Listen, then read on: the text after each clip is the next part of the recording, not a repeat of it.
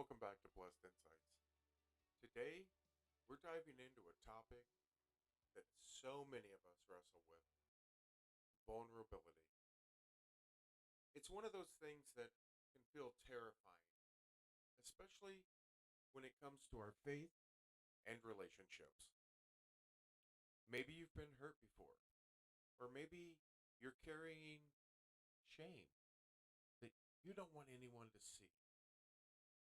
But what if I told you that vulnerability is not a weakness, but a key to deeper faith and connection? Let's talk about it.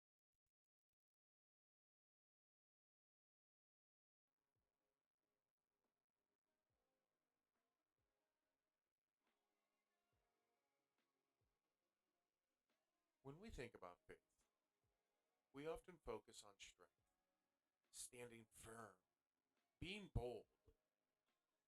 But Jesus calls us to a different kind of strength, one that embraces weakness so that God's power can be made perfect in it. 2 Corinthians 12:9 says, "But he said to me, my grace is sufficient for you, for my power is made perfect in weakness. Therefore, I will boast all the more gladly about my weaknesses, so that Christ's power may rest on me."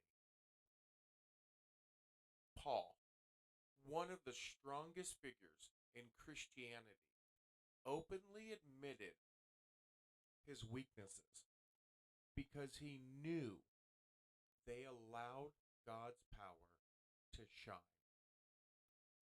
Vulnerability with God means admitting we don't have it all together, laying our shame, our fears, and our struggles before Him.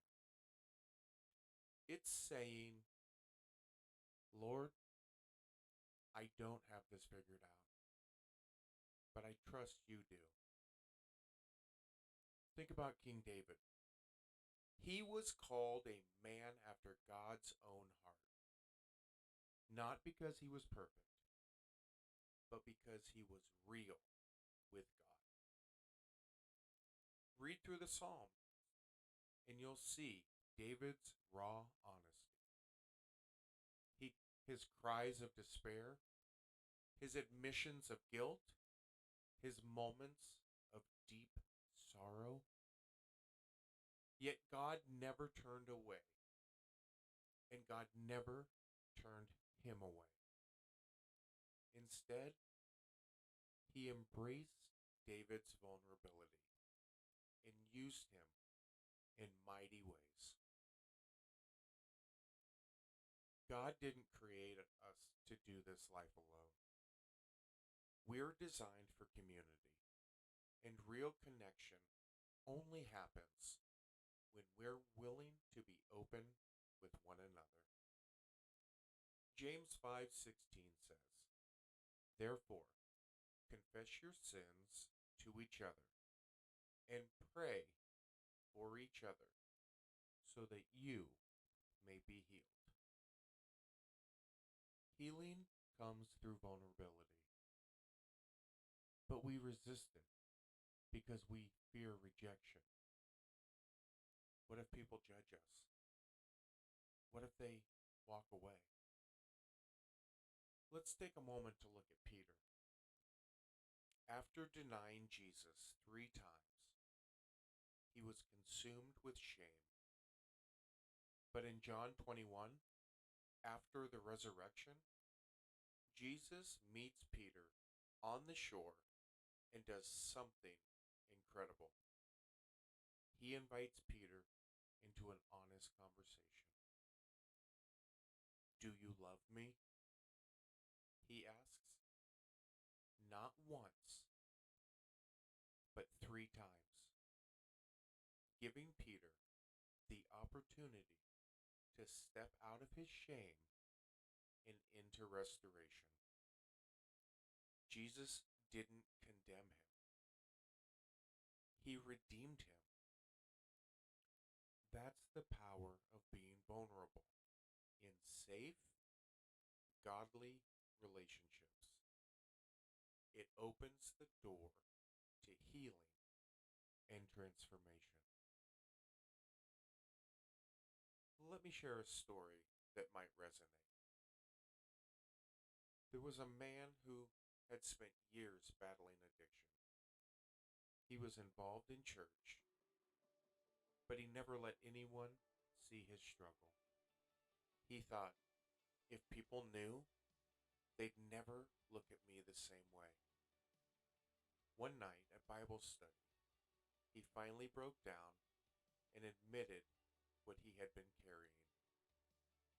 To his surprise, instead of judgment, he was met with grace.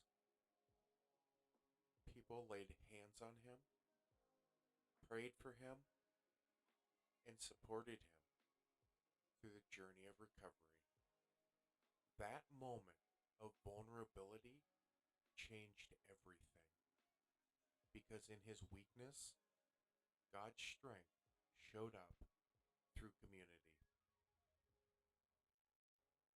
How many of us are holding on to something, afraid to be honest about it? Maybe it's a past mistake, a hidden struggle, or a fear of not being enough. Whatever it is, God is calling you to lay it down and let people in.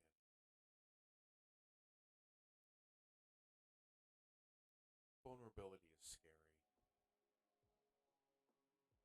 but it's also free. Jesus himself showed vulnerability. He wept. He asked disciples for support in the Garden of Gethsemane, and he ultimately bore our shame on the cross. If the Son of God wasn't afraid to be vulnerable, why should we be? So today I challenge you. Be real with God. Tell him your struggle. He already knows anyway. Find a trusted community where you can be open. Healing comes when we confess and walk together. Remember that shame is a liar. Jesus took it to the cross so you don't have to carry it anymore.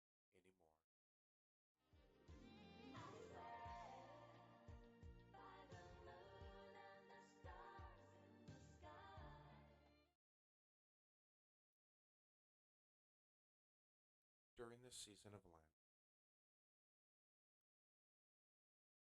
I encourage you. I challenge you. I'm praying for you. Lean into God. Experience his transformative power. And find somebody, find a community